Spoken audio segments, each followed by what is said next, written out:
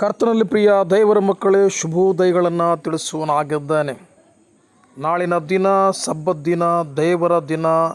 ಆ ದಿನವನ್ನು ನಾವೆಲ್ಲರೂ ಕೂಡ ಗಮನಿಸಬೇಕು. ಆ ದಿನದಲ್ಲಿ ಶ್ರೇಷ್ಠವಾಗಿ ಹಬ್ಬವನ್ನು ಆಚರಿಸಬೇಕೆಂಬುದಾಗಿ ವಾಕ್ಯವು ನಮ್ಮನ್ನು ಬಲಪಡಿಸ್ತಾ ಇದೆ. ಯಾಕಂದರೆ ಯೆಹೋಶುವನು ಹೇಳ್ತಾ ಇದ್ದಾನೆ, ನಾನು ನನ್ನ ಕುಟುಂಬವು ಯೆಹೋವನನ್ನೇ ಸೇವಿಸುತ್ತೇವೆ.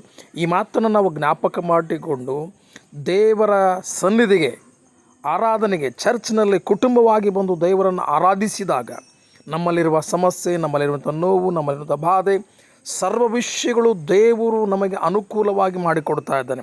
ಆದ್ದರಿಂದ ಯಾರೂ ಕೂಡ ಸಬ್ಬತ್ ದಿನವನ್ನು ಅಲ್ಲಗಳೆಯದೆ ಪ್ರತಿಯೊಬ್ಬರೂ ಕೂಡ ದೇವರ ಸನ್ನಿಧಿಯಲ್ಲಿ ಬಂದು ದೇವರನ್ನು ಆರಾಧಿಸುತ್ತಾ, ದೇವರಿಗೋಸ್ಕರ ಜೀವಿಸುತ್ತಾ, ನಾನು ಹುಟ್ಟಿದ್ದು ದೇವರ ಕೆಲಸ ಮಾಡುವುದಕ್ಕಾಗಿ ಎಂಬುದಾಗಿ ಆರಾಧನೆಯಲ್ಲಿ ಪಾಲ್ಗೊಳ್ಳೋಣ. ದೇವರು ಈ ಮಾತುಗಳನ್ನು ನಮ್ಮೆಲ್ಲರ ಆತ್ಮೀಯ ಲಾಭಕ್ಕಾಗಿ ಆಶೀರ್ವಾದ ಮಾಡಲಿ. ಆಮೆನ್.